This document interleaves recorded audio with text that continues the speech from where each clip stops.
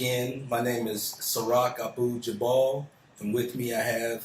I'm Rabbi Sheikh Don, or Jadua, and I want you all to take the time now to subscribe to this channel, Sons of the Negev, or my personal channel, which you will see Rab Sheikh Don.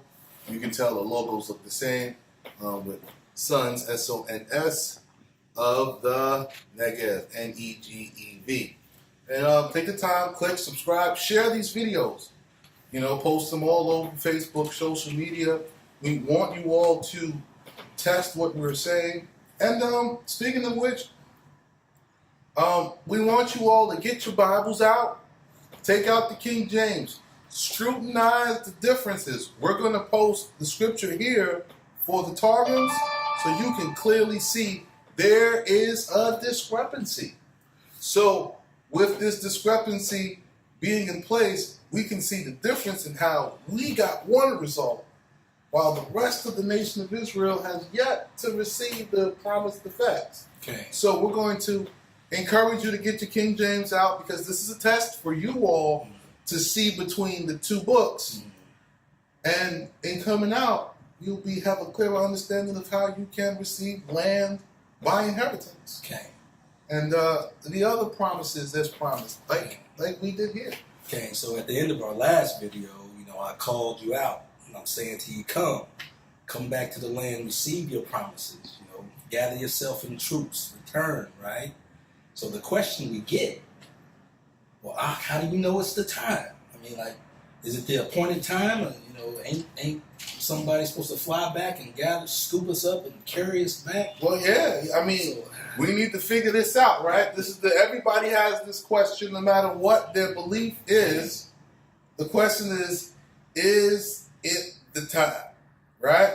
Right. Is it the time? Is our captivity over? Is the captivity over? Okay, so how do we do that? Well, I suppose we should start by going to the prophecy that was given to our forefather Abraham. So we're going to go to Genesis. About the 400-year prophecy. So we're going to go to Genesis chapter 15. Mm-hmm. And we're talking about the time. So for those who don't know, there's a 400-year prophecy about the captivity of Israel. Mm-hmm. All right? And we're going to point out some key things from the Targums. So we're reading from the Targums. Mm-hmm. And we want you all to get your King James out and follow along. Basically, Genesis chapter 15, 9 through 18, but we're probably going to pick up somewhere along verse 12, okay? So what we're looking at here is the 400-year prophecy given to Abraham, and we're still comparing the differences between the texts. The 400-year prophecy given to Abraham in the KJV, and the 400-year prophecy given to Abraham in the Targums. Because we're trying to figure this out, right? So how do we know that the time of our captivity is over? So we're going to go, and here's the foundation. This is where we get the understanding of what the time is and the captivity. What are we talking about? Okay. So verse 9. So just to set this up, so Abraham is now speaking to the Most High, and we're going to start with verse 8. And he said, Yahweh Eloheka, Lord God, by what may I know that I shall be the heir of it? So the Most High gave him a promise. He's like, well, how do I know I'm going to inherit this and my children are going to inherit this? What's my guarantee? Right? And Yahweh said, bring me oblations. Offer before me a heifer of 3 years, a goat of 3 years, a ram of 3 years, and a dove, and the young of a pigeon. Now, the key about this, I want you to take notice, this is the same as in Leviticus chapter 1, about verse 17. Yeah. Now, I have that with a lot more details about how that is carried out. Mm-hmm. I'm not going to go there for this video, but if you want me to answer that question, or we want to look at the oblations and how they're carried out, we got Brother Cohen right here. We're going to further go into that in another video. So he says, and bring the young of a pigeon. And he brought all these before him, and he divided them in the midst, and set in order divisions over against his fellow.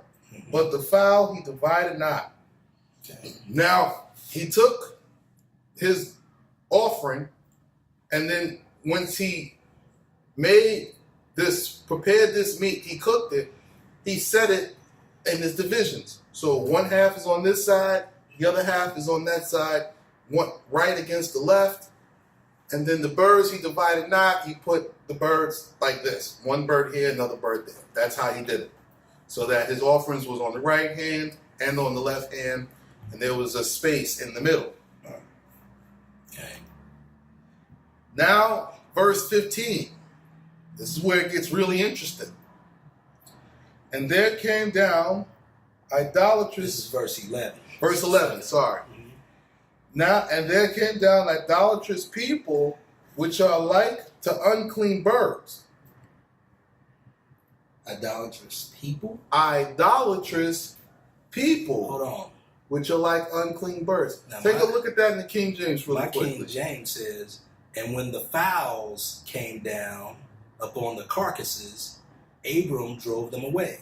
See? Now, it doesn't even speak about carcasses here. It says, and when they came down, idolatrous people who are like unto unclean birds, to steal away the sacrifices of Yasharel, of Israel. But the righteousness of Abram was a shield over them. This shows that even from the beginning, Abraham knew that the law would continue on through Yasharel, or Israel. This is the sacrifice for Israel or Yasharel. You see that? It says to steal them away. So he's entering into this covenant with the Most High, and idolatrous people are trying to steal away this oblation, this service before the Most High. Right? So they're trying to diminish the ordinance of the law for this oblation. Right. Because it's clearly in the Targums, but it ain't in the This ain't in the King James. You can't see this. So you have to get this book. I strongly support that. So there's a difference there. Okay, so we're going on to what? Now we're going on to verse 12. Verse 12. Right? And it says, and when the sun was nearing to set, a deep sleep was thrown upon Abram. There's a colon there. Right? Okay.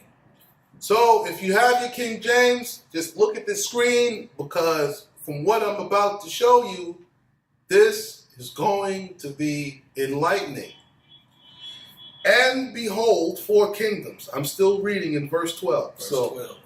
Upon Abram, right? And behold, 4 kingdoms arose to enslave his children. Terah, which is Babel, darkness, which is Madai, greatness, which is Javan, decline, which is Phares, which is to fall and to have no uplifting, from whence it is to be that the children of Yasharel will come. Now, we're going to take them from this particular name, which is the Arabic way of naming these people, and I'm going to name them in English. Terah, which is Babel or Babylon. Darkness, which is Madai, the Medo-Persians. Greatness, which is Javan, which is the Greeks. And Phares, which is this Edomite Roman blend of an empire. Okay, which is a whole nother lesson. This is a whole nother lesson to get into Phares. Edom and Rome. This Edom and Rome together. Well, for those who want to take the shortcut, you can look in the apocryphal books of the Sefer or in Jasher and Jubilees, and you will see that Rome and Chittim, and the Chittim is the children of Rome, became one kingdom. And so this Phares is an Edomite. Edom and Chittim became one kingdom. So Chittim is Rome, Rome is Chittim, and Chittim and Edom became one kingdom. Okay. So that kingdom became Ferris, and that kingdom is what's ruling the world today by hidden hand. Right? Okay. Now there's another lesson we can go into to show that when Abraham lived in Babylon, he lived in Ur of the Chaldeans. Ur is a separate place. He didn't live in Babylon. He lived a part of the Babylonian, under the Babylonian kingdom's rule. Okay. But the place he lived was Ur. Okay. Now the fields of Edom now is America. But the head of this whole entire operation is in Saudi. So, Israel does not worry about defense along the Saudi Arabian border, even though this is the head and the hope that they have the holiest place of all the Islamic nations. okay. So you have the Saudis with the Americans, and the Americans are funding The Jewish. the Jewish state. So this is how the chain goes, but the fields of Edom is America. Fields of. The fields of Edom, like same way the children of Israel lived in Goshen, Right. they didn't live in Cairo. No. They lived in Goshen. That This is separate. It's a field of Egypt. It's the fields. So America Egypt. is the field of Babylon. America is the field of It's Babylon. not Babylon, but it's the Field of Babylon. It's It's under Babylon's control and jurisdiction. So this is, I went on a little rabbit trail here, and this gets a lot more clearer, but I just want you to have an understanding. So you have Babel, and then Ferris, which is to fall and have no uplifting, from whence it is the children of Yasharel will come. So in verse 12, Abraham gets all of the captivities of his people before they even happen. In Exactly. Genesis 15:12, Exactly. Abraham gets an understanding of all of the captivities of All his the captivities of the children of Yasharel. That's just not in the King James here.